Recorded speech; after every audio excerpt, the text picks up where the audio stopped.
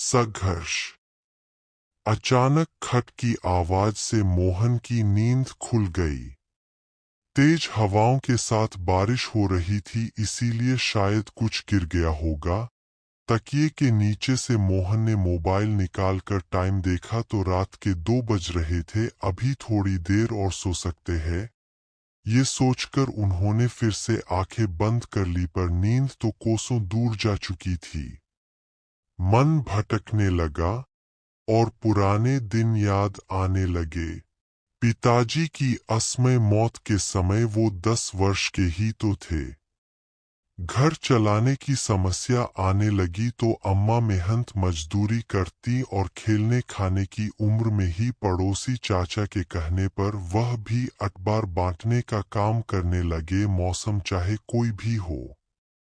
मोहन सुबह 3 बजे उठकर अखबार का बंडल लाते और 4 बजे से घर घर बांटना शुरू कर देते। फिर 10 बजे से साइकिल की दुकान में झाड़ू पोंछे का काम करने के बाद खाली समय में पढ़ाई भी कर लेते।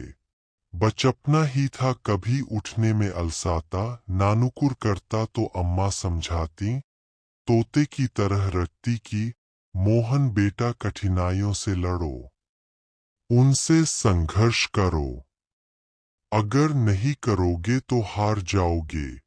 वह भी फिर उठकर उतने ही जोश से काम में लग जाते।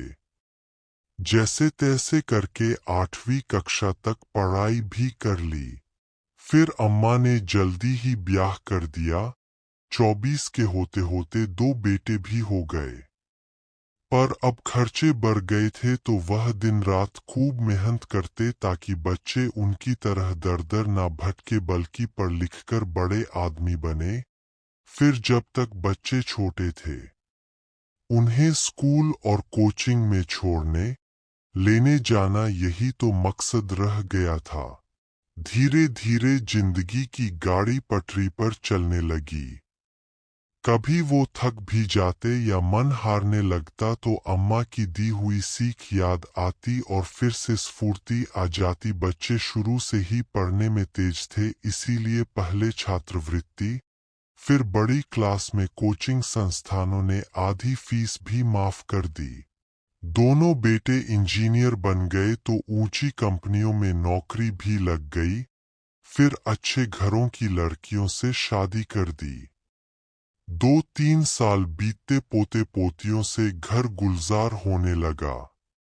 खुशियां आने लगी थी तो मन को बहुत सुकून मिलता। पापा अब आप काम नहीं करेंगे, सुबह से कितनी मेहनत करते हैं। बहुत हुआ, अब आपके बेटे कमाने लगे हैं। बड़े बेटे ने कहा तो छोटा भी कैसे पीछे रहता, वह भी मनोहार करने लगा। हाँ मम्मी, पापा, आप लोग हमारे साथ चलिए और जिंदगी के बाकी दिन अपने बच्चों के साथ चैन से बिताइए। सुनकर मन में घमंड सा आ गया। कितना अच्छा भाग्य है उनका। आज के जमाने में जब बुढ़ापे में कईयों के बच्चे अपने माँ बाप के बेसहारा छोड़ देते हैं, ऐसे में मेरे बच्चे एक दूसरे से ज्यादा सेवा करने की होड़ में लगे हुए हैं। बाबा मेरे साथ खेलने चलो, तभी पोते ने कहा। नहीं, बाबा मेरे हैं, पहले मुझे कहानी सुनाएंगे। पोती उसकी शर्ट पकड़कर अपनी ओर घसीट रही थी। फिर दोनों में खींचातानी होने लगी। अचानक पत्नी की आवाज सुनकर उनकी नींद खुल गई। उठिए जी, आज पेपर बांटने नहीं जाना है क्या?